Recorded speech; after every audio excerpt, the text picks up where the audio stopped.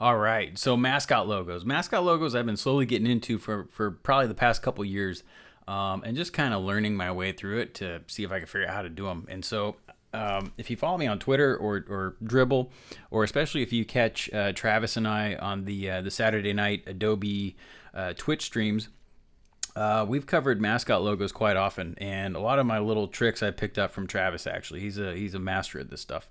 But I got asked a lot, like what my process was and how do I figure this out and make one of these things. So I figured I'd throw together kind of this. The video is kind of raw, but it's really just the process. It's no bells or whistles. It's just from start to finish how I create one of these suckers. So I decided to draw a gorilla, and that was part of the challenge too, because I've never actually drawn a gorilla, and it was something that I figured if this was kind of a real world situation where I got asked by someone to do this, it would usually be something I haven't drawn before. So I try to draw a gorilla and turn him into a mascot logo, and he's good old grumpy gorilla, or he's actually extra angry. And the first part of this that you're actually not seeing on screen is I did do a sketch on paper, and I just did one sketch just to kind of figure out an overall direction to take this thing. And the sketch is actually quite different because the sketch has his the gorilla's mouth is actually closed. So when I jumped into the computer to start the digital sketch up, I decided to make him a little more angrier. So now he's a more of a roaring look to him. But the first part of the process is I like to sketch in a program called Clip Studio Paint. It used to be called Manga Studio or Manga Studio, however you pronounce it. And it's got a couple of tools in there that if you have a tablet come in super handy. The first tool is the G Pen. The G Pen has this really, I don't know how to describe it. It's really clean and smooth. It almost looks like vector, like it's got vector qualities, how like sharp the edges of the pen look. And I've never been able to find something like that in another pixel-based program. So the G Pen is what I'm using here to sketch, and I'm just using, I'll just do a sketch, create a new layer above it, sketch over that one, create a new layer above that, and just keep refining my sketch over and over and over again until I get an overall shape that I like. The other tool I'm using here, and this helps when you're trying to do a mascot logo like this, where it's more of a straight-on view, is something called the symmetry ruler. And the symmetry ruler, think of it like a mirroring effect. So you can drag out a ruler, and then whatever you do on one side of the ruler will duplicate onto the opposite side of the ruler. So it makes it real quick to build these sketches and to get an overall idea of the shape. So I'm using those two tools, and it's easy to toggle it on and off to where if you want to do some asymmetric things like how I did the shading on one side, not the other, it's just a real quick switch to turn off the ruler there. So the other thing I like to do in this program is find just a real basic color palette, at least to start with. So it's real easy just to go in and select areas and color in what you might, the different colors you might use for these mascot logos. And the whole thing behind mascot logos is to keep simplifying it. You're trying to build a logo in the least amount of shapes possible and just make it as simple as you can. And that in itself is a huge challenge. It goes that way with almost any type of logo or branding, to where you're just trying to constantly simplify it, but keep the message or the subject or theme or whatever it is, across. So if you've never tried to do something like that, give that a shot, because that in itself, just doing these mascot logos and how to see things different, see things and see the different shapes, and see how you can reuse certain colors in places you may have never thought of before. Like, for instance, this mascot logo, I've got yellow highlights, and I'm using it as the shadow on the teeth as well. But it's all in an attempt to keep the color palette down. And that goes back to the print side of things, where keeping the color palette down ends up being a cheaper print, because they don't have to, a printer doesn't have to make an extra screen for it. But that's a whole nother story. So the next part of the process, which you're watching now, is where I take a quick screenshot of the sketch I just did, and then I dump it into Illustrator, into Adobe Illustrator.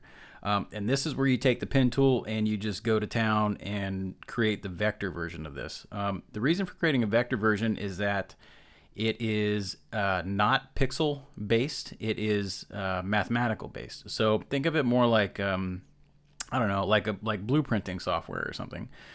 It can be scaled up or down any direction, and it always retains its clarity because the shapes are based on XY coordinates rather than pixels. You know, if you have pixels and you scale them up, they start to blur real bad. Well, vector files don't do that. They retain their sharpness and their clarity the whole time. So in this whole process, I'm still keeping that simplification type of theme in mind, where I'm trying to rebuild these shapes in vector shapes, but also how can I streamline it a bit more? How can I make it even simplify it even further to just make it as clean as possible? And that's the overall process in these Mascot logos. So once you get into Illustrator, it's if you've never actually played with it, definitely jump in. I know it was hard for me to get into it at first, having come from Photoshop, because it's a whole different process. But once you get used to it and see the power of it and see what it does, it's a lifesaver when it comes to drawings or artwork that you're going to use for print. So the other thing I do in Illustrator is that you're going to use the Pathfinder palette a lot, or people are starting to move to what's called the Shape Builder tool. I still use Pathfinder because it's what I'm used to, but it allows you to create shapes from other shapes and knock out areas. And like right now, I'm using the Pathfinder to take this shape and make it the color of his teeth, and knock that out. So if you've never actually played with Pathfinder, jump into there and just click around and see what it does. That's how I learned. I just kept clicking around until I figured out what it was doing. So yeah, the Pathfinder tool. And then the other thing I'm doing as I'm going along is get used to your swatches palette, because it's real easy to to lose track of what colors you're using, especially if you're trying to keep the color count down. So what I'll do is I'll take a swatch and drag it over into the palette, and then that gives me a backup all the time. So when I need to go back and reference a color, I'm not trying to remember a hex code or try to eyedrop the color I think it was or something like that. It helps you keep everything organized and to know, like, what colors you're using and to keep it consistent, because consistency is key when it comes to these things. So the other thing to keep in mind on Mascot logos is what it would look like if it's just black and white, because a lot of times you might run into situations where you can't print color if you're doing work like this for a client. So keep that in mind. Make sure that the negative space, or like what you would turn into black ink, helps kind of weigh. It's balanced with the wide areas of the Mascot logo. And so once I get to this part, I'm still trying to figure out the subtle details, and I end up going back and actually changing the shape a little bit, because he's got a little bit of kind of a Darth Vader head going on right here, which is fine, but it doesn't look like a gorilla.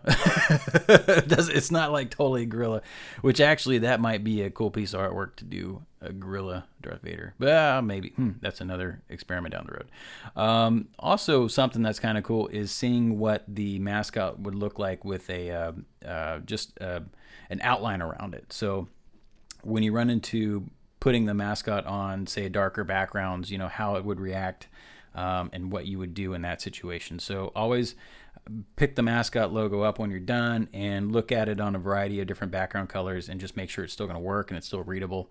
And if it's not, then you can do things like add a border or add other elements to help pick it up in case you run into that situation, or your client runs into that situation, or your customer, whoever it may be. So now I'm just kind of fine tuning it, and just to kind of show the next step, I end up taking this into Photoshop and making a quick preview. And there's a couple little things you can do in Photoshop with with one of these things where it's essentially kind of a way to watermark your work. And that's using, once you create a new document and then paste your Mascot logo in there, it becomes a smart element or a smart object, sorry, where you got to choose the selection once you paste it in. It's just a quick, copy paste into Photoshop, and then you can run in the filter gallery, run tilt shift, and it's a blur effect which slightly blurs the edges of your Mascot logo. And what this does is it makes it a bit harder for your logo to get swiped. I picked this up from I think it was Fraser Davidson that had this. Somebody was showing off this effect, and I thought it was brilliant on how to do it. But what it does is it just blurs slightly the edges. So if somebody was to pick this logo up and try to trace it, if they ran it through an automated program to try to trace it, those sides would be pretty tore up and it wouldn't work. So yeah, that's a quick kind of, it's think of it as almost like a watermark. And that's about it. So yeah, if you want to see more of this stuff, let me know. If you have questions or comments, leave them below and I'll answer them when I can. And if you dig this, I will do another and maybe we can get into more depth. This was quick and just raw. So yeah. All right, later.